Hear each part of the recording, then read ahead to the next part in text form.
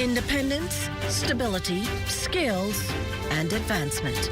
All key concepts of economic empowerment. A transformative process the government is pushing with the expert advice and resources of the Small Business Development Center. Tonight, we sit and chat with the man who's taken charge of bringing it all together. Prime Minister, the Honorable Philip Davis. Well, Prime Minister, we're here on beautiful Cat Island, which I think it's safe to presume is a crucial part of the puzzle in terms of economic empowerment for the entire Bahamas. Heading out of 2025, looking beyond this year into the next, what's your vision for this island, your hometown, the island you've represented for many years in terms of its economic future? Well, not just its economic future, but what that economic future means to Cat Islanders, residents of Cat Island, and those of which who wish to come and live in Cat Island. We want to develop the economy here in Cat Island so that Cat Islanders do not have to leave home for opportunities. What we're doing here in Cat Island now, it's my vision that the infrastructure work you see going on, airport roads and water mains are all designed to ensure that there are opportunities here in and on Cat Island. We want to create opportunities where Cat Islanders could upskill themselves right from home because we have programs online now. We want to ensure that the digital infrastructure is such that Cat Islanders could even work elsewhere but be home and work. And so the ultimate goal is to ensure that Cat Island offers to its residents and its people a place where they could feel safe, secure, and be able to live out their potential right here at home. You speak of infrastructure developments, and they all seem to, or they all are working simultaneously. Walk us through in terms of how they're coming together to create just the right foundation for business growth here on the island. Yeah, well, the infrastructural work includes the paving of about 60 miles of road. It includes the installation of about just over 100 miles of water mains. It includes the construction of 2 desalination plants, one in the north, one in the south. It includes the rehabilitation of the Adderstown Airport and Airstrip, and it includes the construction of a new airport at the new bite, which you can see is under construction.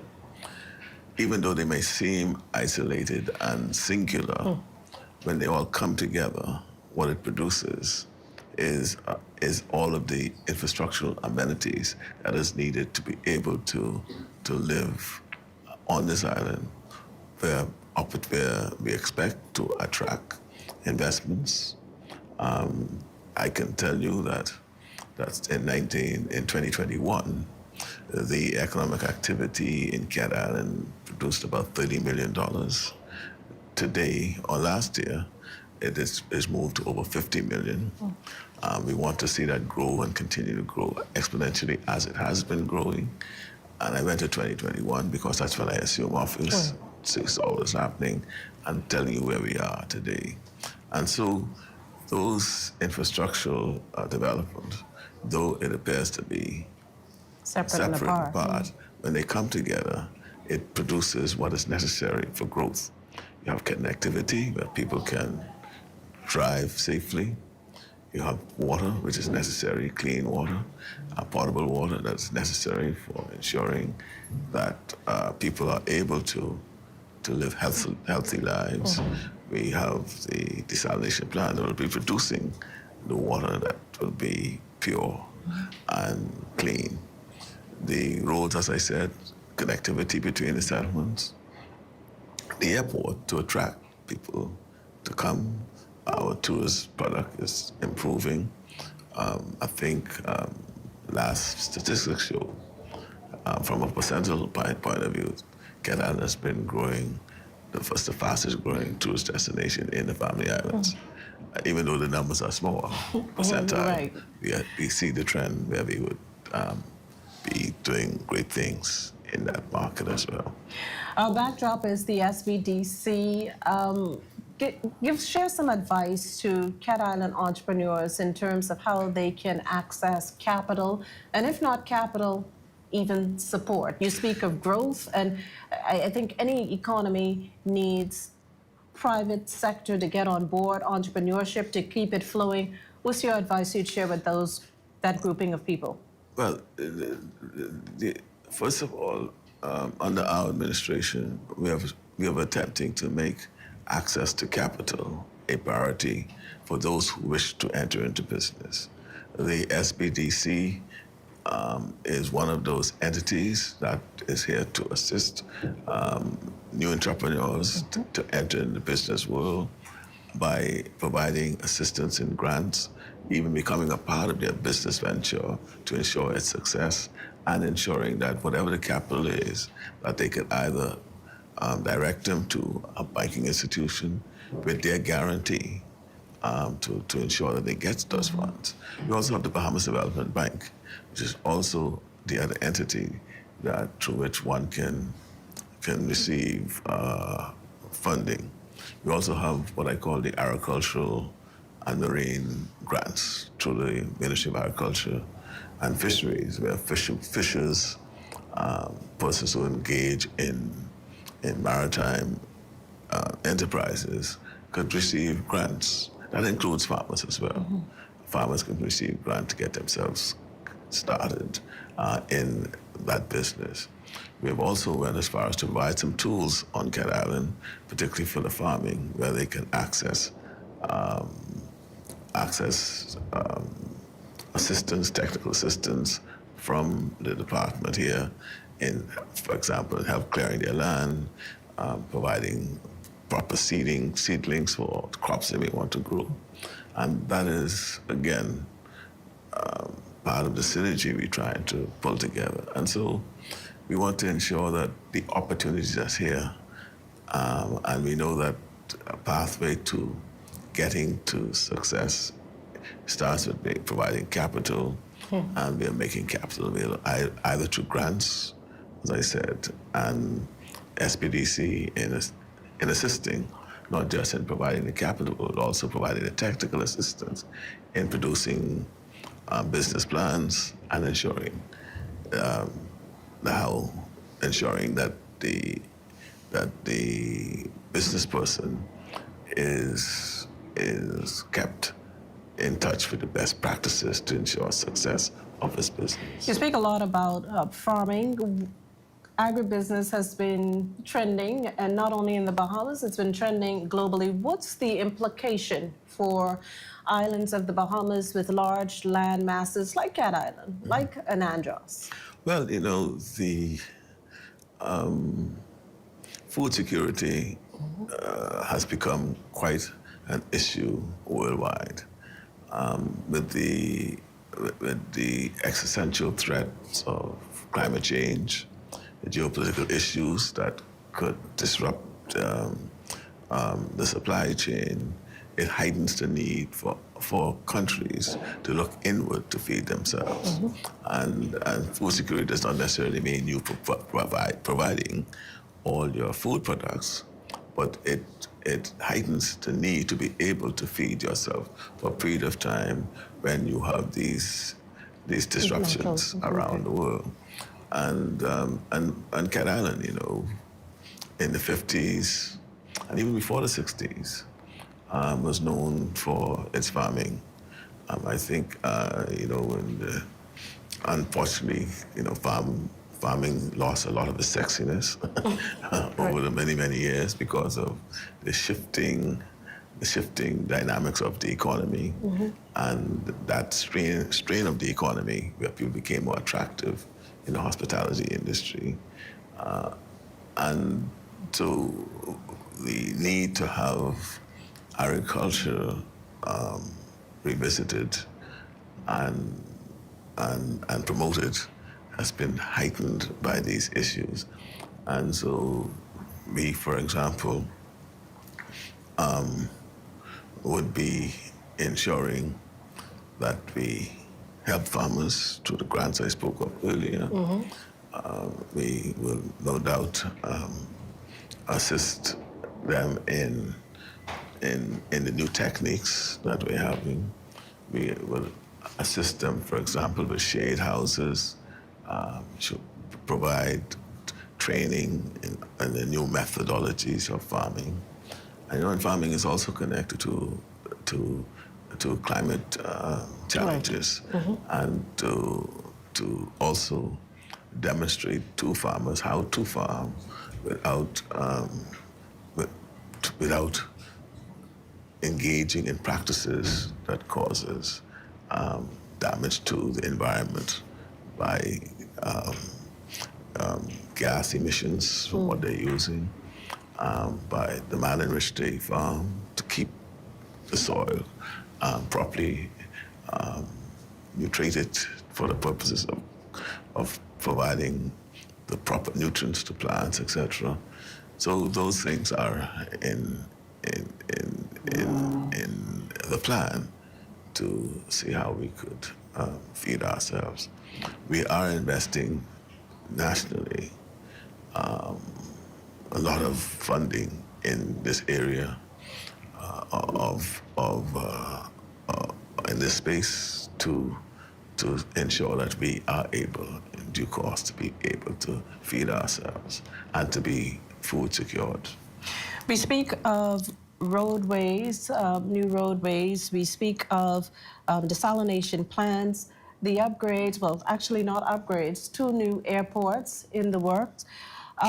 There's going to be a need to bring people either back home or bring people to Cat Island, and not to visit, but to stay here. What incentives outside of, let's say, the SBDC grants that we've spoken about, the infrastructural upgrades are there to keep them here?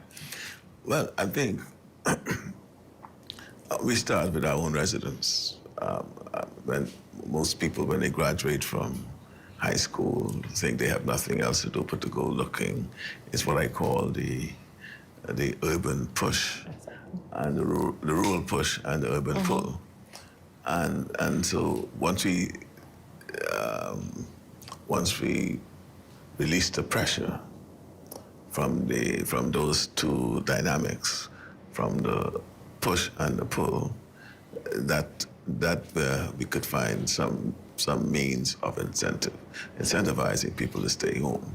Incentivizing them is by providing the opportunities. We have to create opportunities here on our island for persons to want to stay. And we're creating those opportunities through the initiatives that we're talking about recently, the agriculture business, helping with food security, with the incoming influx of visitors, attempting to get them involved and engage in touristic ventures like fly fishing, like kayaking, like what I call historical trail. Cat Island has a rich historical history with still ruins of some of the great houses of the past with slaves. Cat Island is probably one of the first islands to have a railway track where they carried produce from Fort Howard to Old White Bay. And those historical incidents could be revealed to our visitors. Mount Alvernia, another historical site. The DeVoe Mansion that could tell the story that tells the story of Colonel DeVoe and his heroic return to North Carolina, South Carolina, to assist in the Civil War. So there are a number of incidents. And of course, Cat Island has perhaps one of the most tantalizing, beautiful reef in the world. We talk about the Great Barrier Reef of Australia, and we hear about how it attracts the number of persons. But the best kept secret in the world, I think, is the barrier reef Of Cat Island. of South Cat Island, around Devil's Point, Port Howe, and it's a diver's delight. And you hear divers, and that's where the white tip shark frequents, and you have persons flying into Cat Island, particularly off a Hawk's Nest, just to visit that scene. And again, the maritime activity of deep diving, scuba diving, snorkeling is also yet another aspect of the opportunities that lie here. And incentives. And incentives that are here for people to come.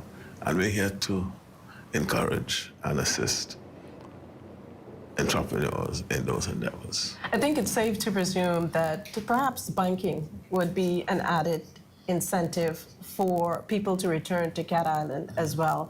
And that's not just an issue here on Cat Island, but what has been the impact of on banking on Cat Islanders? And what will be done to address the issue nationally? Well, first of all, I am delighted to say that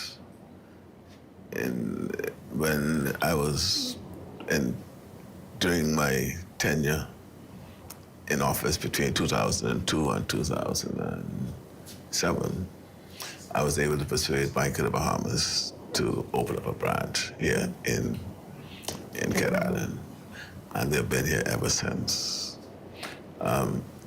It's been a challenge for them because of the economic ups and downs, but I think they're here, so we don't have the usual challenge as other islands. Right. We do have a full-fledged bank here, brick and mortar on Cat Island. And the issue is always the economic activity on any island. And with bricks and mortar and the cost of doing business has not been an incentive for banks to remain in the family islands. But I've been working with the clearing banks since we came into office to find answers for that dilemma. And I think we're very near to having a solution. It may not be the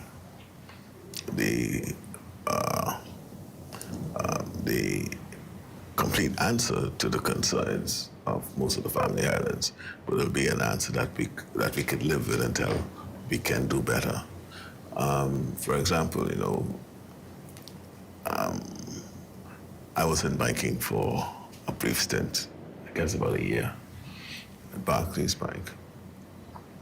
And they used to have a system of banking. There's a name for it, it escapes me now, but every once a week or twice a week, they'll fly into an area like North Barclays Bank used to fly into North Andros. With a team of a clerk, a team with workers, and they will set up and they'll work there and provide banking services for that complete day.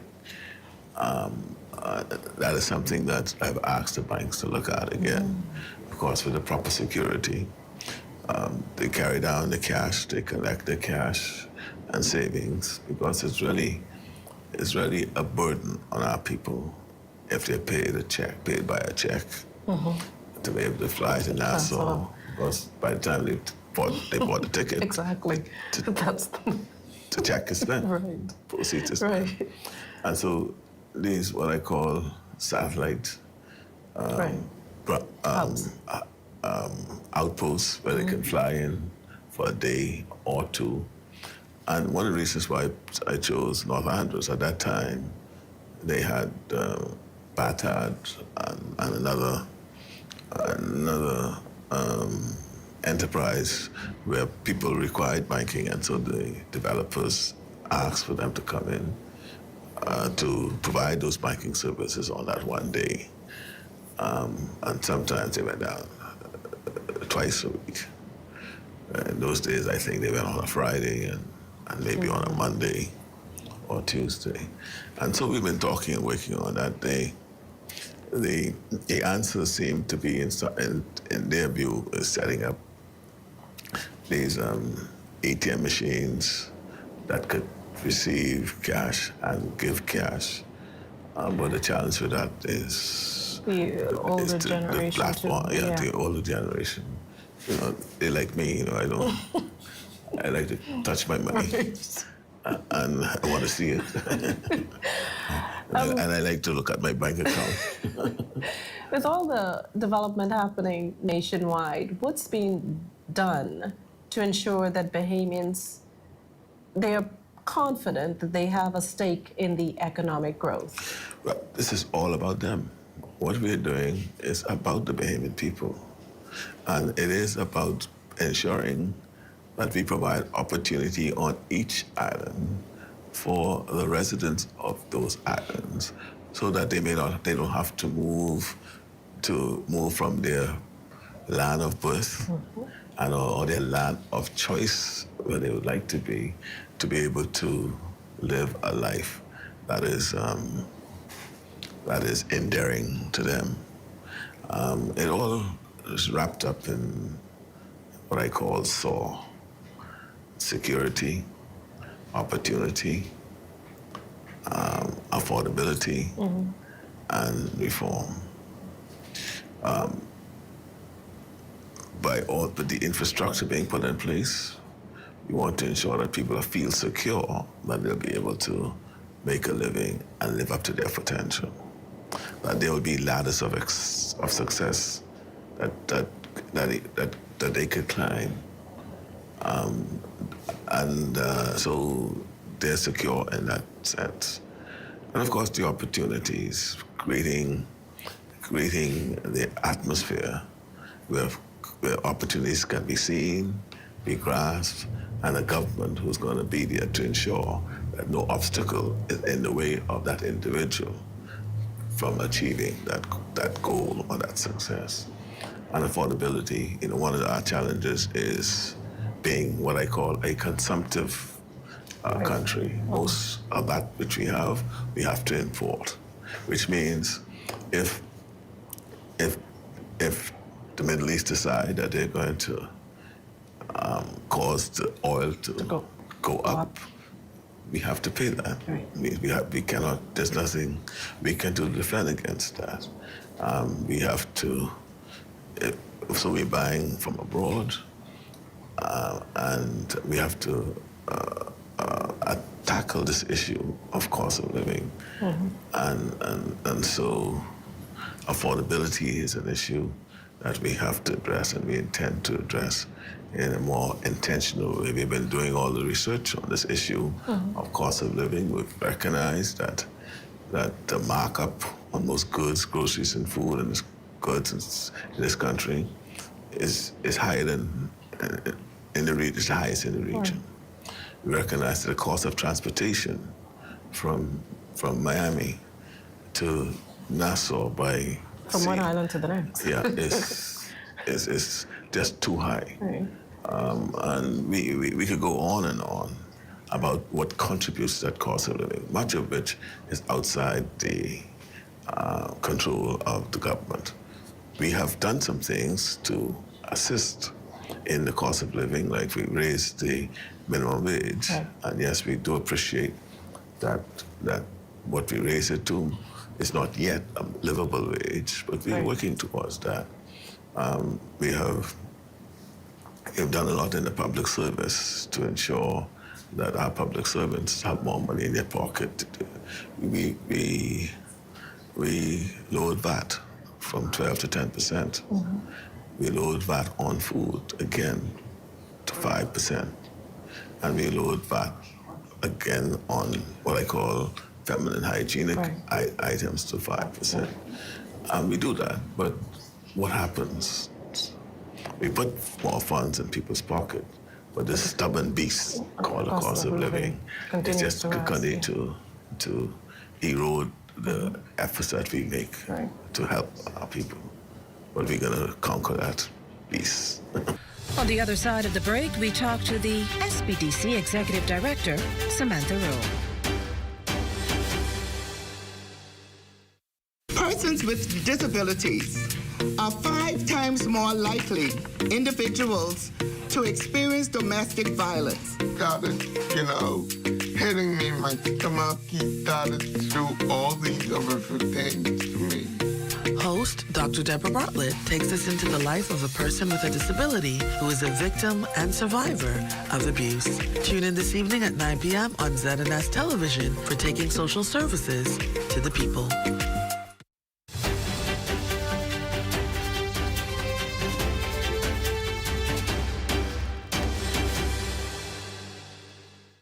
We're also joined by Executive Director of the SBDC, Samantha Rowe. Samantha, the Prime Minister outlined a lot in terms of the national vision. Yeah. And how does the SBDC fit into that equation? Yeah.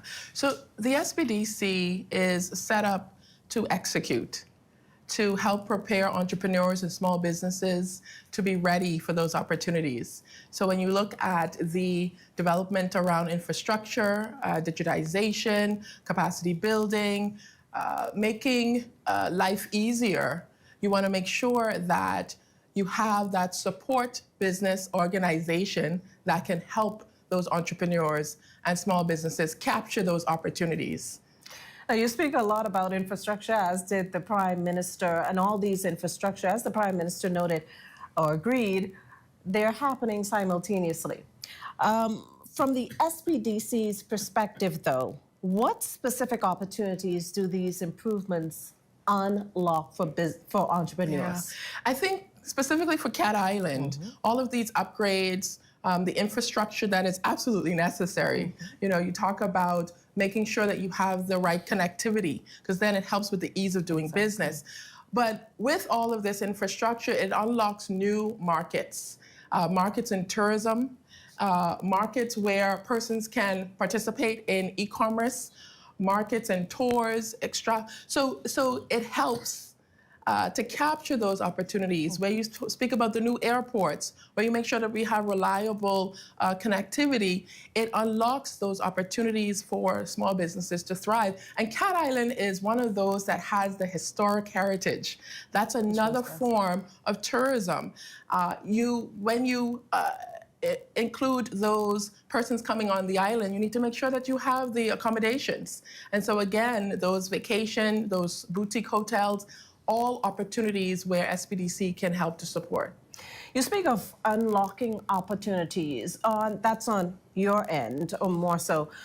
What steps, practical steps, do you think Cat Islanders should be taking to actually take advantage of those opportunities? And that's a great question. So you don't want to wait until the opportunity is already here. It's about preparedness. It's about readiness. And so what is important is that businesses and entrepreneurs are formalized.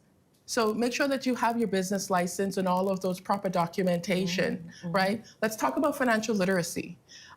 It's easy to say, let's get into business, but then how do you survive? How do you thrive? And how do you do that is making sure that you are, recording your sales, that you're tracking your expenditure, that you're making sure that you're looking at the numbers, because then it helps you to understand where you're headed in terms of growth in your business. But then it also helps you to plan for if there's any of those external shocks, right? So you have that contingency built into there as well. And so these are some of the practical things that people can start to do now, right now.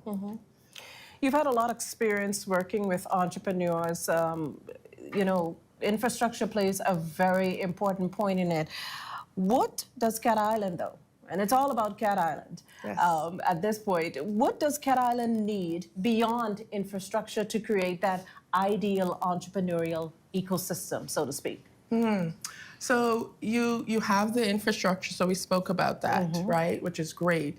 You then need to make sure that from an SBDC standpoint, you have that support. So whether it's helping from funding, but it's also helping in terms of that capacity building, entrepreneurial training, helping from a mentorship aspect as well. So linking those, whether you're starting or existing, to help them to navigate through the journey of entrepreneurship.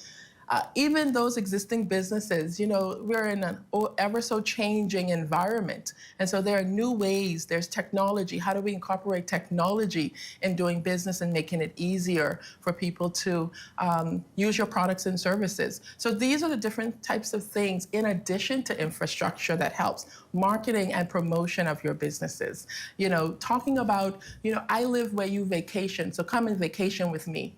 Those types of things and concepts and ideas are some of the other things, ancillary critical aspects that you need in addition to infrastructure. Well, thanks so much, Samantha Rowe, the Executive Director of the SBDC. Thank you so much for joining us. And with that, we end our look into the renaissance of Cat Island.